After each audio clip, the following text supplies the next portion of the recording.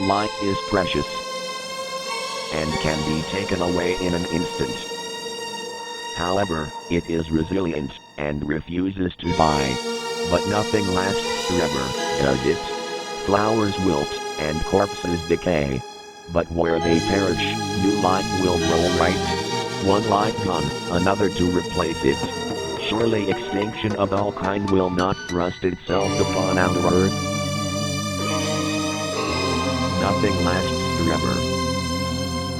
Stars die, and planets become nothing.